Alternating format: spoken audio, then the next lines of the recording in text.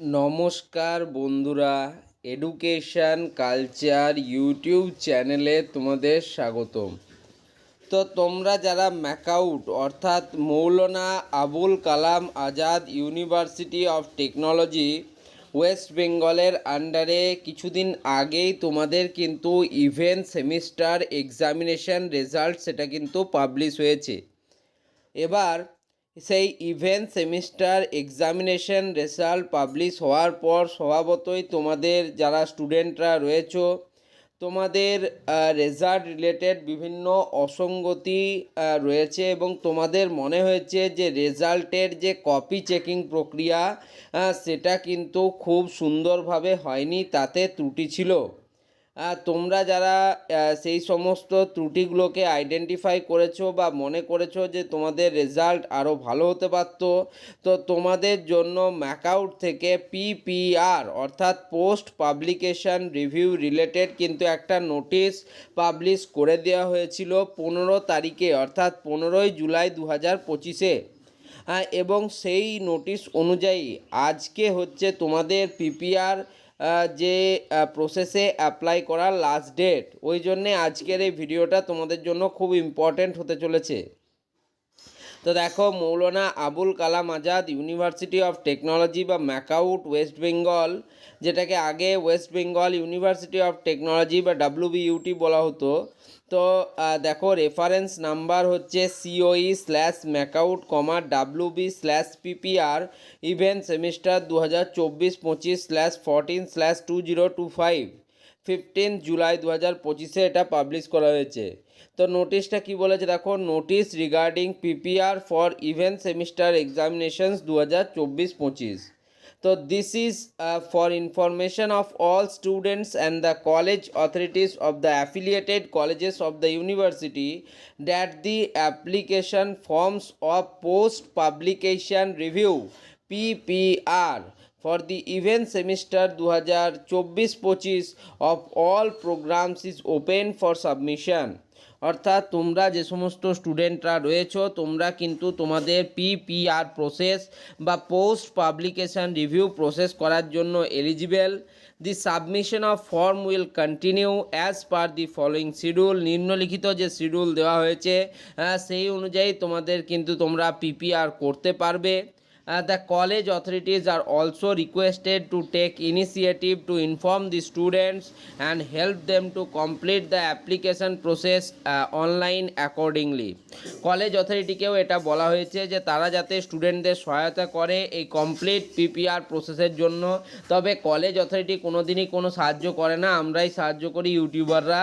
তো যাই হোক, দেখো তোমাদের যে পিপিআর অ্যাপ্লিকেশান সেটা কিন্তু শুরু হয়ে গেছে 16ই জুলাই 2025-এ। সেই দিন আমি অলরেডি ভিডিও দিয়েছিলাম, ঠিক আছে। তো দেখো, commencement of availability of PPR application forms in the university examinations portal www.macautexam.net এই ওয়েবসাইটে গেলে তোমরা সেখান থেকে দেখে নিতে পারবে এবং তোমাদের যে স্টুডেন্ট লগ ইনসগুলো রয়েছে সেই স্টুডেন্ট লগ ইনে গেলেও তোমরা পিপিআর করতে পারবে। তো আজকে যেহেতু তোমাদের লাস্ট ডেট, তাই এই ভিডিওটাকে একটা রিমাইন্ডার ভিডিও বলতে পারো।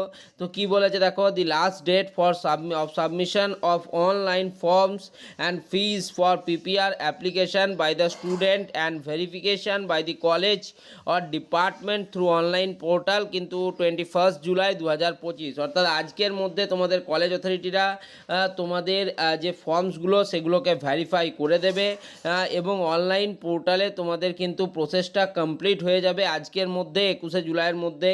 অলরেডি বিভিন্ন কলেজে কিন্তু প্রক্রিয়াটা চলছে বা কমপ্লিট হয়েও গিয়েছে। Fee for PPR is 200 per paper code. প্রত্যেকটা পেপার কোড হিসেবে তোমাদের কিন্তু 200 টাকা 200 রুপিস কিন্তু লাগছে তোমাদের পিপিআর প্রক্রিয়ার জন্য। তো পিপিআর প্রক্রিয়ার কিছু অবশ্যই কিন্তু তার টার্মস অ্যান্ড কন্ডিশনস রয়েছে, সেগুলো তোমাদের প্রত্যেকের জানা প্রয়োজন। যেমন প্রথম কন্ডিশন রয়েছে, application form would be available in the students and college log in for all enrolled students of all the event semester 2024-25 of all programs of undergraduate and postgraduate courses. অর্থাৎ এটা শুধুমাত্র কিছু specific স্টুডেন্টদের জন্য PPR পদ্ধতি হচ্ছে না, complete যত স্টুডেন্টরা রয়েছে এবং যারা অ্যাপ্লিকেশন করতে চাইছে প্রত্যেকেই কিন্তু স্টুডেন্ট লগ ইন এবং কলেজ লগ ইনের মাধ্যমে নিজেদের রেজিস্ট্রেশন করতে পারবে এক্ষেত্রে পিপিআর প্রসেসের জন্য। এবং 2024-25 শিক্ষাবর্ষে সমস্ত ধরনের স্নাতক এবং স্নাতকোত্তর কোর্সেসের জন্য এটা অ্যাপ্লিকেবেল। 2 নম্বর কি বলছে দেখো, student can submit the application online from their log in. যে সমস্ত ছাত্রছাত্রীরা রয়েছে তারা কিন্তু নিজেদের যে অ্যাপ্লিকেশান সাবমিট করতে পারবে অনলাইনে তাদের লগ ইন পদ্ধতির দ্বারা।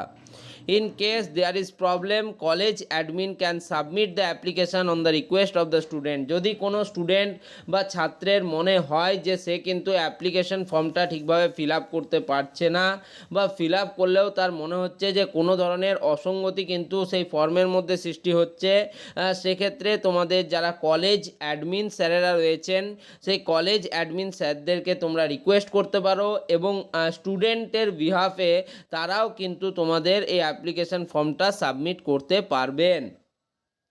3 নম্বর পয়েন্টে কি বলেছে দেখো, upon verification or confirmation by the college, যেই মাত্র তোমাদের কলেজ অথরিটি ভ্যারিফিকেশান বা কনফার্মেশন দিয়ে দেবে, the student will be eligible to submit their fees online in their account. তোমরা নিজেদের অ্যাকাউন্টের মাধ্যমে অর্থাৎ স্টুডেন্টরা নিজেদের অ্যাকাউন্টের মাধ্যমে সেই ফিজ পেমেন্ট পেপার কোড 200 টাকা হিসেবে তারা কিন্তু অনলাইনে সেটা পেমেন্ট করতে পারবে, তাতে কোনো রকম কোনো অসুবিধা হবে না। In case of non-availability of online payment process with the students, provision would be available to pay the fee of the student by the colleges.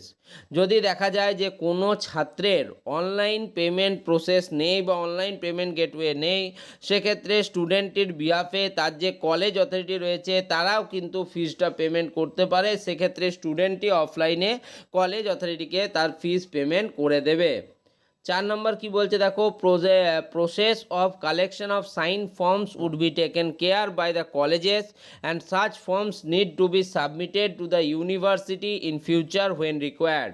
প্রত্যেকটা স্টুডেন্টের কাছ থেকে এই যে অ্যাপ্লিকেশন ফর্ম তার সাইন কপি যাতে কলেজ অথরিটি টেক কেয়ার করে এবং যদি ভবিষ্যতে কখনো প্রয়োজন পড়ে কলেজ অথরিটি যাতে সেগুলো প্রোভাইড করতে পারে।